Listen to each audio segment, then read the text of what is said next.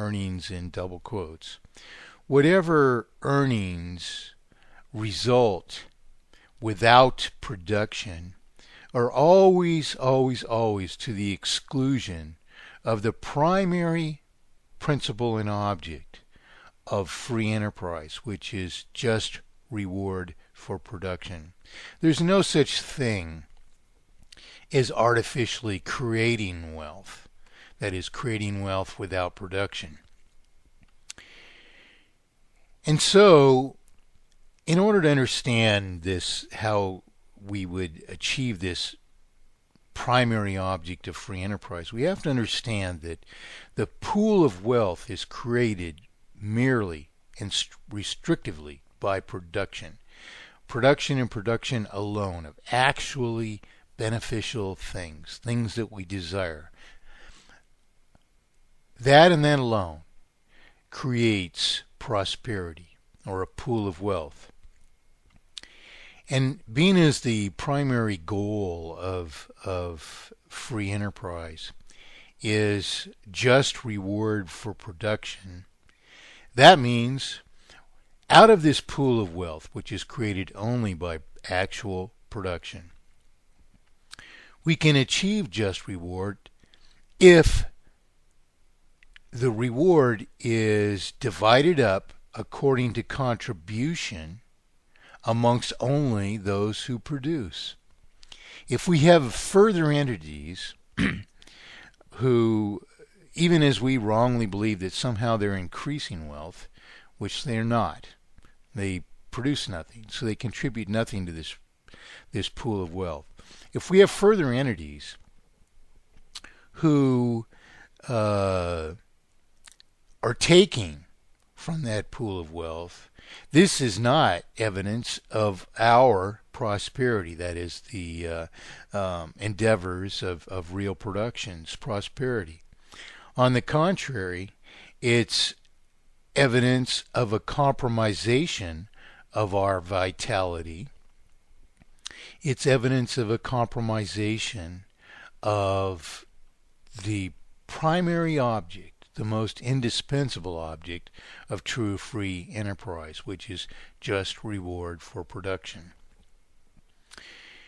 So when this person says that he's seen the Fed and the SEC strengthen their liquidity, first of all, he's talking about two entities. The Fed is neither federal nor a reserve of anything. Obvious intended misnomer, its name. SEC, Securities Exchange Commission. What do you mean securities?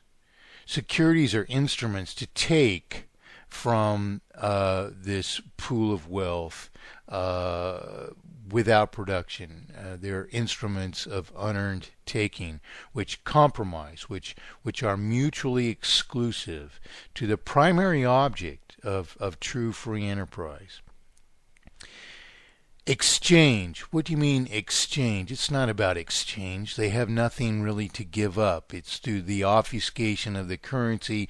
It's for commandeering our property or the property of others into a tool to take further from us. There's no exchange involved, and certainly unearned profit isn't about exchanging one thing for another thing. It's exchanging something, however abstract or and intangible that might be, at unearned profit, not for another thing, for unearned profit. It's not about exchange. It should be the insecurities unearned profit commission is what it's seen after. Then if it's increasing the liquidity of quote unquote investment banks, which are instruments to take from us. So first of all, the fact here is we're talking about unearned taking and strengthening unearned taking, and we've just discussed this without any qualification whatsoever. These points are brought up as if they're in our favor, and they're not. And quite to the contrary, they are to the exclusion of our actual goals. That is, first of all, to be able to produce under a system which doesn't deny us sufficient issuance of promissory obligations, which are our promises to each other, our obligations to each other. They do not even inherently involve a banking system at all. The banking system is the problem. So our prosperity can only transpire, first of all, under a system which allows us to issue, and we are the issuers of our promissory obligations. It would allow us to issue sufficient promissory obligations to so monetize our industry and production, thing we call commerce, that we could prosper to the degree that we are capable of. This system denies it to us, so that we have to go to them at a disadvantage to borrow from them, or to have these people, quote, invest, unquote, imposing further costs on all industry, which never go away because we make them a non-producing partner in industry, which takes a great share, because and a share which it deserves not at all, because it's never given up anything, it's never produced anything for it, and we're allowing these entities which exist merely for the purpose of unearned taking to leverage the disadvantages of, first of all, intervening upon our commerce to issue the currency which can only multiply artificial debt into terminal debt, limiting the circulation below what will sustain prosperity, so that we always have to go to them for our own promissory obligations of all things. This is how it's so important for us to understand all this. This need for us to go to them for our own promissory obligations is preposterous. And this is the first misunderstanding that leads to all the opportunities for all these further misunderstandings.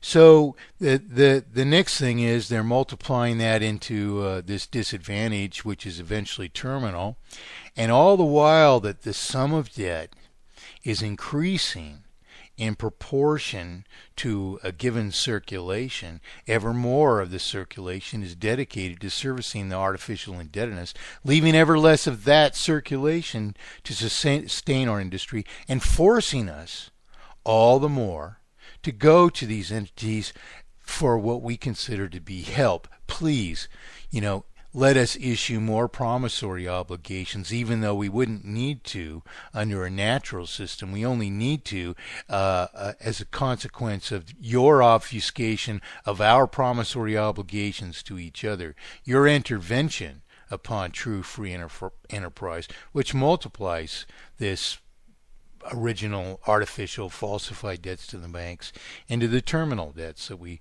are now suffering. So why is the liquidity of these purported investment banks compromised? It's compromised by the very nature of the currency. And what are the investment banks anyway? But collectors of further unearned profit from us.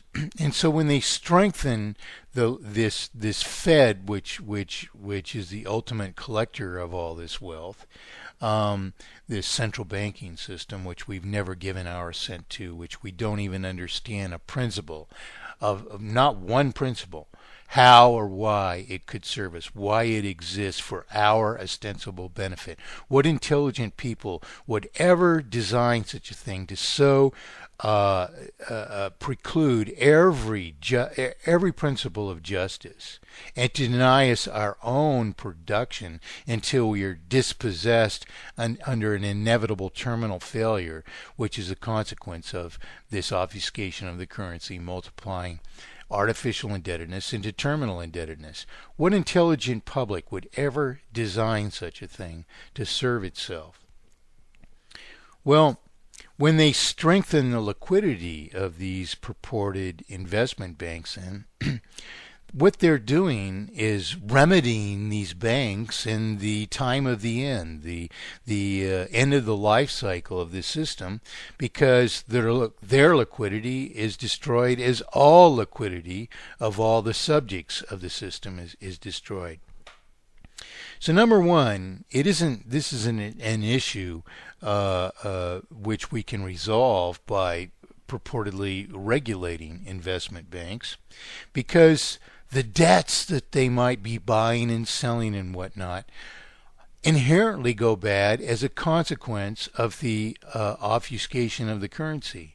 Unless we fix that, all we're talking about, complaining about, a tsunami comes and all these investment bankers are, out on rocks somewhere, and as the wave washed over them, a few of them spit, and we're complaining about the spit that washed up on the beach, when what is really happening here is not that they spit, that increased the wave, which caused our failure. On the contrary, the problem is that this obfuscation of the currency is what causes all this destruction. So when this person says that he's seen the Fed and the SEC many times strengthen the liquidity of investment banks. On the one hand, this is an admission of the conditions which precipitate from this obfuscation of the currency and how destructive they are. And on the other hand, strengthening the liquidity of these investment banks, is it to our advantage? Well, it is if we are fools who think that we should be trying to increase our own personal wealth or maintain par by hopefully increasing the purported value of things which, in truth, may not appreciate at all, so that we don't lose ourselves while our fellow citizens, fellow subjects of this unascended system fail all around us. This isn't a resolution of the problem. And if we believe that, our only hope is to graft ourselves to this system, this is why all of us are failing. We're not looking at the real problem. What we have to do is get away from this whole idea that we can only borrow our promissory obligations from a particular publisher. So the second point that this fellow brings up is that he claims that these regulators are vigilant. Well, there's no truth to that whatsoever, obviously. If you have a system which is inherently terminal, which can only result in the compromisation of liquidity, and as I was saying, even if you restore or increase liquidity above basically terminal situation, which you've, quote, been vigilant, unquote, to